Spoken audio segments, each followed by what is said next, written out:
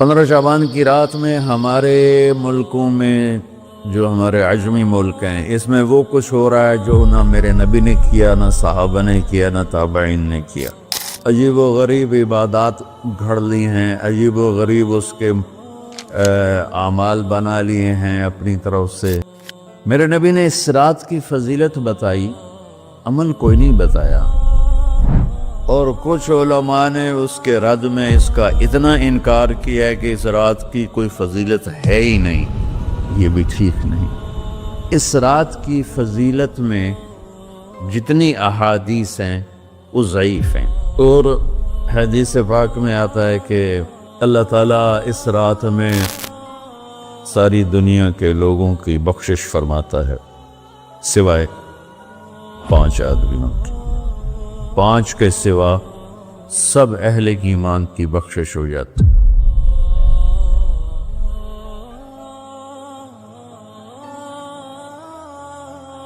میں 15 شعبان کے حوالے سے بات کچھ کرنا چاہتا تھا اور کچھ رمضان کے حوالے سے۔ 15 شعبان کی رات میں ہمارے ملکوں میں جو ہمارے عجمی ملک ہیں اس میں وہ کچھ ہو رہا ہے جو نہ میرے نبی نے کیا، نہ صحابہ نے کیا، نہ تابعین نے کیا۔ عجیب و غریب عبادات گھڑ لی ہیں، عجیب و غریب اس کے اعمال بنا لیے ہیں اپنی طرف سے، اور مسجدیں بھری ہوتی ہیں اور روشنیاں لگی ہوتی ہیں اور آتش بازی ہو رہی ہوتی ہے۔ میرے نبی نے اس رات کی فضیلت بتائی، عمل کوئی نہیں بتایا۔ جیسے یہاں کوئی صلاۃ تسبیح کی جماعت کرا رہے ہوتے ہیں، کوئی اجتماعی تہجد پڑھ رہے ہوتے ہیں، کوئی دیگیں چڑھا رہے ہوتے ہیں، کوئی آتش بازی کر رہے ہوتے ہیں، تو وہ اس میں اتنا غلو ہو گیا ہے کہ یہ بھی ٹھیک نہیں۔ اور کچھ علماء نے اس کے رد میں اس کا اتنا انکار کیا ہے کہ اس رات کی کوئی فضیلت ہے ہی نہیں۔ یہ بھی ٹھیک نہیں۔ اس میچ کا راستہ، اس رات کی فضیلت میں جتنی احادیث ہیں وہ ضعیف ہیں، لیکن اتنی کثرت سے ہیں کہ ان سب کا مل کر جمع ہو کر کم از کم وہ حسن لغیر ہی تک تو پہنچ جاتی ہیں۔ اور ابن عثیمین رحمۃ اللہ علیہ نے بھی یہ لکھا ہے کہ زیادہ سے زیادہ ان احادیث کے مجموعے سے، چونکہ اگرچہ ضعیف ہیں لیکن کافی زیادہ ہیں، تو وہ حسن لغیر ہی تک پہنچ جاتی۔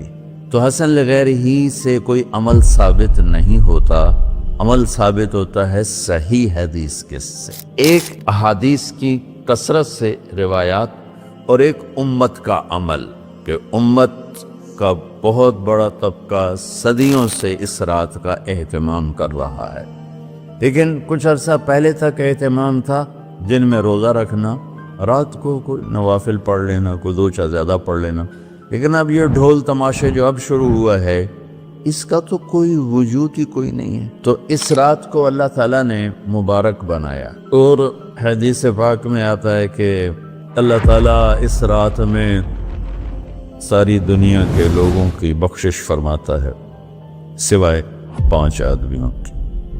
5 کے سوا سب اہل ایمان کی بخشش ہو جاتی۔ مشرک، المشرک پہلا مشرک، دوسرا مشاحن۔ مشاحن کیسے کہتے ہیں؟ دل میں بغض رکھنے والا، کینہ رکھنے والا۔ تیسرا مسبل ازارہ، اپنے پاجامے شلوار چادر کو ٹخنوں سے نیچے تک لے جانے والا، لیکن ایک شرط کے ساتھ کہ وہ تکبر کی وجہ سے، سستی کی وجہ سے ہے، غفلت کی وجہ سے ہے۔ چونکہ جب آپ نے ایک مرتبہ اس کے بارے میں بات کی تو حضرت ابوبکر صدیق نے کہا یا رسول اللہ، میری چادر، عرب چادر باندھتے تھے جیسے ہمارے پنجاب کا لباس چادر تھا، اب وہ کم ہو گئے۔ ہماری تو بزرگ عورتیں بھی اور مرد بھی سب چادر باندھتے تھے، شلوار تو کسی کو پتہ ہی نہیں ہوتا تھا ہمارے بچپن میں۔ یہ تو پھر آہستہ آہستہ جب تعلیم آئی تو شلوار دیہاتوں میں بھی اور شہروں میں عام ہو گئی۔ تو اگر وہ اس لیے لٹکا رہا ہے کہ طبیعت میں تکبر ہے، پھر اس وعید کا وہ حقدار ہے۔ اگر ویسے اس کی نیچے جا رہی ہے تو میرا مالک ایسا، وہ تو ہے ہی رحیم و کریم، ہے ہی رحیم و کریم، ہے ہی رحیم و کریم، صرف شلوار نیچے لٹکانے سے وہ اتنی شدید سزا دے۔ اگر اس کے پیچھے تکبر ہے، پھر ہے یہ تکبر نہیں ہے تو انشاءاللہ وہ اس سے محفوظ ہوگا۔ تو اپنی چادر کو لٹکانے والا، لیکن بشرط تکبر۔ کتنے ہو گئے؟ 3۔ عاق لوالدیہ، ماں باپ کا نافرمان۔ نافرمان ایسا کہ دکھ دینے والا۔ چھوٹی موٹی اونچ نیچ تو ہر بچے سے ہو جاتی ہے، جن نے والدین کو ٹکڑے ٹکڑے کر دیا ہو اور ان کو دکھ دے دے دے دے کے ان کا سینہ چیر دیا ہو، چونکہ عاق کہتے ہیں پرزے پرزے کرنا کسی چیز کا، تو اپنے دکھ دے کر اپنی بدتمیزی کے ساتھ اس نے ماں باپ کا دل زخمی کر دیا ہو، ایک یہ نہیں معفوت۔ 5واں مدمن خمر، مسلسل شراب پینے والا، مستقل جو شراب کا عادی ہو۔ ان 5 کو مؤخر کر دیا جاتا ہے۔ معافی نہیں ہونے کا مطلب یہ نہیں کہ اللہ تعالیٰ کبھی معاف نہیں کرے گا۔ معافی نہ ہونے کا مطلب یہ ہے کہ یہ 5 ایسے گناہ ہیں کہ اس کی وجہ سے بخشش رک جاتی ہے۔ اگر وہ شرک سے نکل آئے، وہ کینہ سے نکل آئے، وہ تکبر سے نکل آئے، وہ والدین کی نافرمانی سے نکل آئے، شراب چھوڑ دے، تو ان کی بھی بخشش ہو جاتی۔ جب کوئی توبہ کرے گا فوراً بخشش ہو جائے گی۔ نہ 15 شعبان کی ضرورت ہے، نہ لیلۃ القدر کی ضرورت ہے، نہ بیت اللہ جانے کے ساتھ توبہ کی شرط ہے۔ جہاں بھی وہ بیٹھ کے توبہ کرے گا، جس لمحے میں کرے گا، اسی وقت اس کی توبہ قبول ہوگی اور اللہ اس کے پچھلے سارے گناہوں کو معاف فرما دے۔ دن کا روزہ، رات کا قیام، زیادہ قیام سے مراد نوافل ہیں، کوئی گھر میں پڑھ لے، کوئی مسجد میں پڑھ لے۔ نوافل، نفلی عبادات گھر میں ہی افضل ہوتی ہیں۔ میرے نبی سنتیں ہمیشہ گھر سے پڑھ کے آتے تھے۔ تہجد اپنے گھر میں پڑھتے تھے، مسجد میں نہیں پڑھتے تھے، سوائے اعتکاف کے۔ آپ اپنے نوافل سنتیں سب گھر میں پڑھتے تھے اور مسجد میں صرف فرض آ کے ادا فرماتے تھے، اور اس کے بعد بیٹھنا ہوتا تھا تو بیٹھ جاتے تھے، اٹھنا ہوتا تھا تو اٹھ جاتے تھے۔ تو اعتدال اللہ کو ہر چیز میں پسند ہے۔ دنیا جو مختصر ہے اس میں کیسے پسند نہیں ہوگا؟ آخرت جیسے معاملے میں بھی اللہ ہم سے کہہ رہا ہے اعتدال، امتن وسطا۔ ایسے عیسائیوں کی طرح ترک دنیا بھی نہ کرو، یہودیوں کی طرح دنیا کے پیچھے نہ پڑ جاؤ، رزق کے حلال بھی کماؤ، اپنے بچوں کو بھی دیکھو، اپنے فرائض کو بھی دیکھو جو دنیاوی ہیں، اور اللہ سے بھی اپنا معاملہ ٹھیک کرو اور درست کرو۔ بعد کے زمانے میں صحابہ کے بعد سے ہی ایک انتہا پسندی امت میں آئی، ساری رات جاگنا۔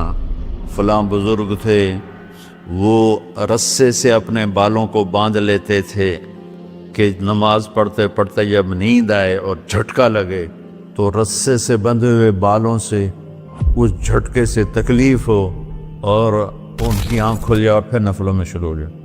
ایک فلاں بزرگ تھے، وہ اپنے آنکھوں میں نمک کا سرما لگاتے تھے تاکہ آنکھیں جل جائیں، اور اس میں وہ جلن پیدا ہو جائے اور نیند اڑ جائے۔ یہ ایسے واقعات بھرے پڑے ہیں۔ فلاں بزرگ تھے، انہوں نے 30 سال عشاء کے وضو سے فجر کی نماز ادا کی۔ یہ اپنی جگہ پہ بزرگی ہے، لیکن یہ بھائیوں یہ دین ہم پیش نہیں کر سکتے۔ فلاں بزرگ تھے، وہ 30 سال سے ستو کھا رہے تھے کہ روٹی کھانے اور ستو کھانے میں 70 دفعہ سبحان اللہ کا فرق پڑ جاتا ہے۔ تو روٹی کھائیں تو 70 دفعہ سبحان اللہ کم کہہ سکتے ہیں، اور ستو کھائیں تو 70 دفعہ سبحان اللہ زیادہ کہہ سکتے ہیں۔ تو لہٰذا انہوں نے کہا مجھے تو 30 سال ہو گئے، میں تو ستو کھا رہا ہوں، میں تو روٹی نہیں کھا رہا۔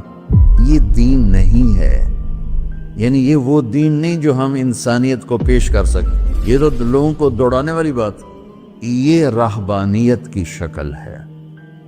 یہ وہ دین نہیں جو ہم لوگوں کو پیش کریں گے تو وہ کہیں گے واہ واہ واہ واہ کیا دین ہے بھائی، قبول کرو۔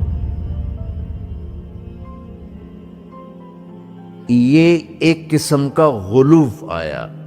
میں ایک حدیث سناتا ہوں، بخاری شریف میں بھی ہے، مجھے اب ہرشا بھول گئی، لیکن وہ ہے نہی الغلوف، اس طرح کر کے آپ لوگ زیادہ جانتے ہوں گے جو پڑھ رہے ہیں کہ غلوف سے نہیں۔ حدیث آپ کو سب کو یاد ہوگی کہ 3 صحابہ آئے اللہ کے نبی کے گھر اور پوچھا کہ اللہ کے نبی رات کیسے گزارتے ہیں؟ تو وہ گھر والوں نے کہا سوتے بھی ہیں، جاگتے بھی ہیں، کھاتے بھی ہیں۔ تو وہ تینوں آپس میں کہنے لگے وہ تو نبی ہیں، سوئیں بھی تو کوئی بات نہیں، اور شادی ہے کوئی بات نہیں، ہم تو نبی نہیں، ہمیں تو کچھ کرنا چاہیے۔ ایک نے کہا کہ میں ساری زندگی روزہ نہیں چھوڑوں گا، ایک نے کہا کہ میں ساری زندگی سوؤں گا نہیں، ایک نے کہا میں ساری زندگی شادی نہیں کروں گا۔ تو دیکھنے میں تو واہ واہ کیا بڑی بزرگی ہے بھائی، بڑے بزرگ ہے۔ ہمارے نبی کو پتہ چلا، آپ نے تینوں کو بلا لیا، کہ تم مجھ سے زیادہ اللہ سے ڈرنے والے ہو، میں تم سے انا اتقاکم یا اخشاکم، الفاظ آپ لوگوں کو زیادہ یاد ہوں گے لیکن مفہوم میں صحیح پیش کر رہا ہوں۔ آپ نے کہا میں تم سے زیادہ اللہ کو جانتا ہوں، تم سے زیادہ اللہ سے ڈرتا ہوں، میں سوتا بھی ہوں، میں کھاتا بھی ہوں، میں روزے بھی رکھتا ہوں، میں چھوڑ بھی دیتا ہوں، میری بیویاں بھی ہیں، میں اپنی بیویوں کے پاس بھی جاتا ہوں۔ تم دین میں غلوف سے بچو، پہلے امتوں کو ہلاک کر لیا دین میں غلوف۔ دنیا میں غلوف یعنی انتہا پسندی، ایکسٹریمسٹ ہونا، دنیا ہو یا دین ہو، دونوں میں اعتدال بچو، اللہ تعالیٰ کو پسند ہے۔ تو شعبان کے حوالے سے ایک علماء کا طبقہ اتنا رد میں گیا کہ ایسی نفی کر دی کہ جیسے ہے ہی کچھ نہیں، یہ بھی غلط ہے۔ ایک طبقہ وہ ہے جو پتہ نہیں کیا کچھ کرتا ہے شب برات کے نام پر، وہ بھی غلط۔ ساری حدیثوں کو ملا کر روزہ اور رات کا قیام، کہ رات کوٹ کے کچھ اللہ کو یاد کر۔ اس آیت میں بعض مفسرین سے غالباً بھول ہوئی،